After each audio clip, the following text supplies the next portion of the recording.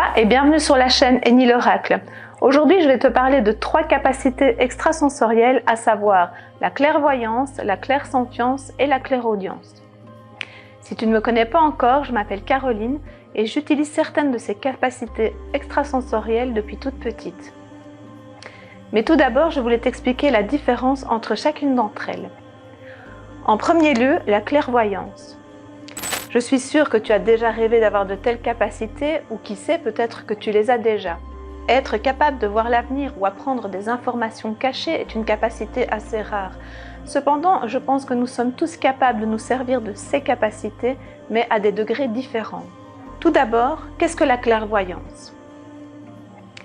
La clairvoyance, c'est être capable de voir ce qui s'est passé, ce qui s'appelle la rétrocognition, ainsi que de voir dans le futur, la précognition. Les clairvoyants sont capables de percevoir des situations ou encore les énergies des personnes.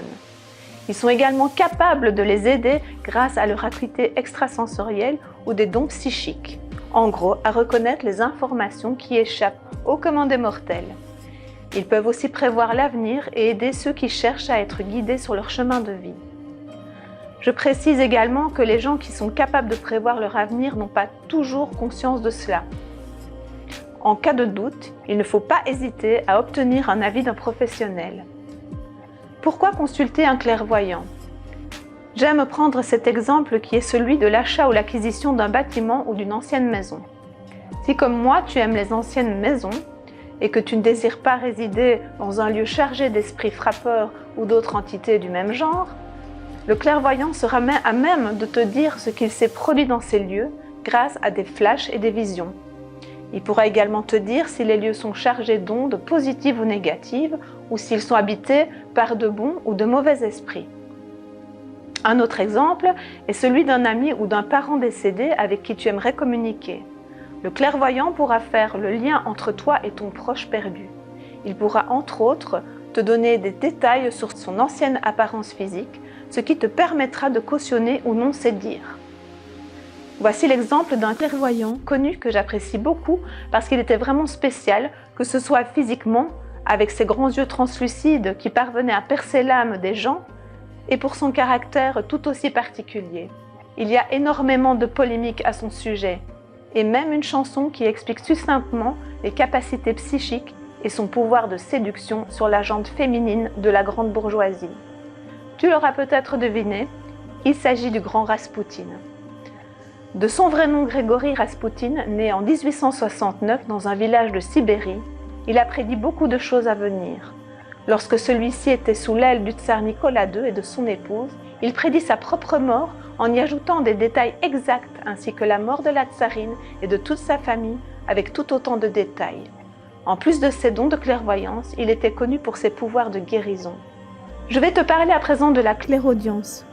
Il s'agit tout simplement de la capacité psychique qui permet d'entendre des sons, des bruits, des messages, des voix venant d'une dimension autre que la nôtre. Ces sons peuvent sembler venir de l'intérieur ou de l'extérieur. Lors d'une consultation de voyance, le médium peut répondre aux questions du consultant concernant son avenir et répondre à certaines questions sur sa vie personnelle via cette technique. L'origine de ces voix sont soit émises par des entités d'une autre sphère, venir du moi profond, d'un guide, d'un ange, il s'agit très souvent de voix surnaturelles. De mon côté, j'en fais encore aujourd'hui l'expérience. Cela m'arrive régulièrement pendant la nuit, au moment de l'endormissement. J'entends une voix qui m'appelle ou qui me dit des choses. Parfois, il peut m'arriver d'entendre des mots soufflés dans l'oreille ou directement dans ma tête.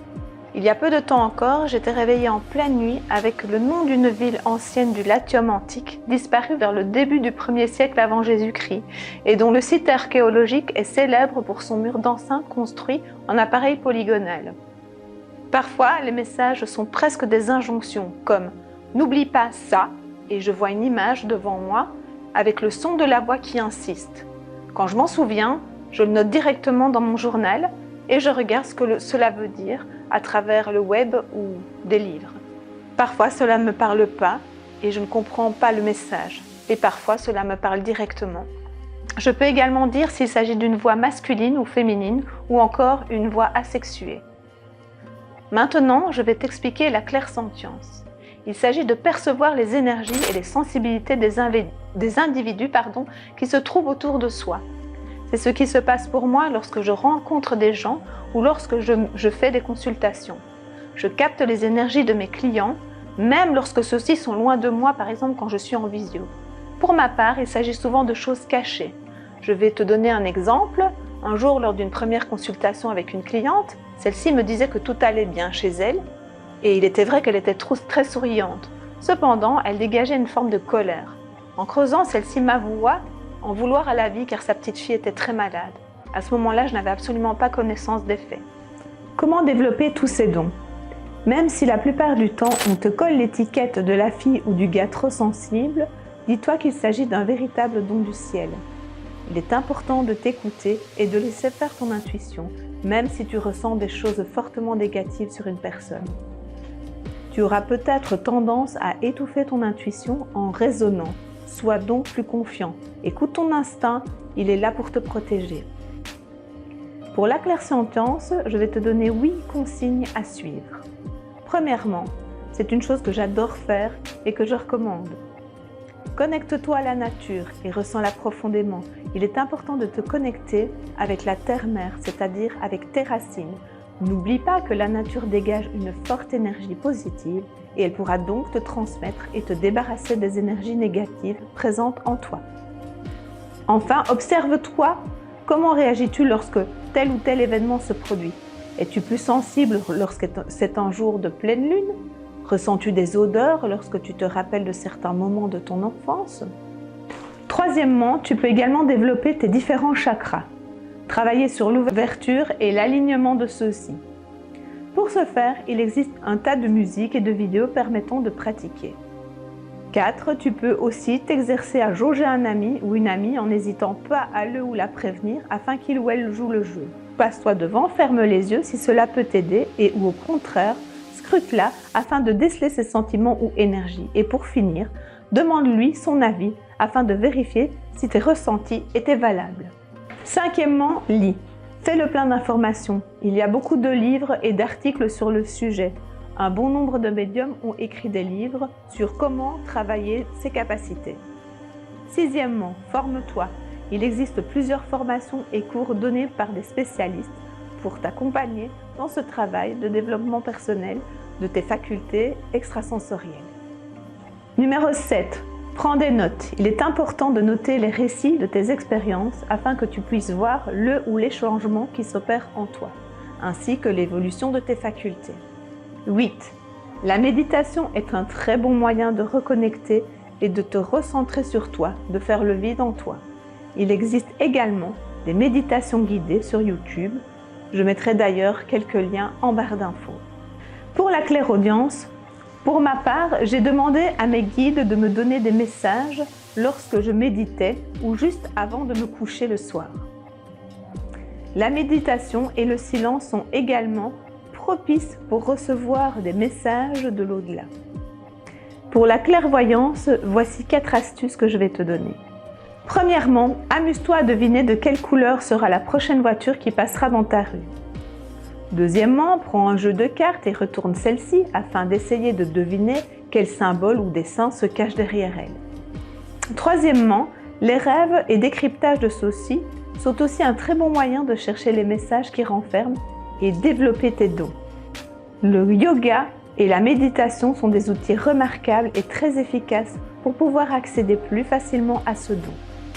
Pour terminer, l'introspection est le meilleur moyen de parvenir plus rapidement à cette perception.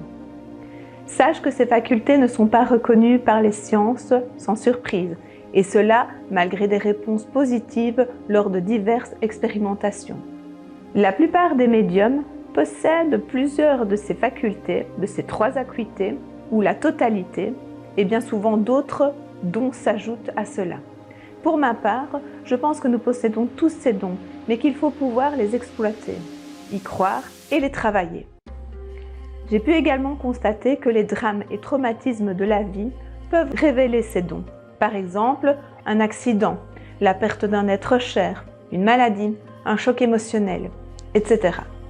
Comme exemple, je vais donner celui de Corinne Saubrun, qui venait de perdre sa femme et qui, lors d'un voyage en Mongolie pour un enregistrement de sons de tambour chamanique, entra dans une transe et découvrit qu'elle était elle aussi une chamane.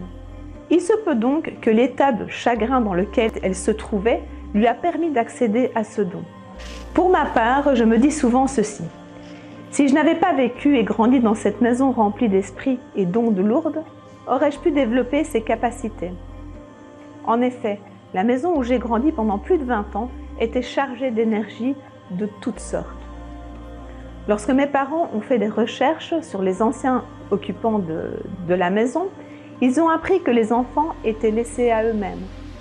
Ils étaient presque abandonnés par leurs parents. Ces derniers étaient alcooliques et les battaient. Cette maison était ancienne, il y avait eu pas mal de monde qui avait vécu à cet endroit.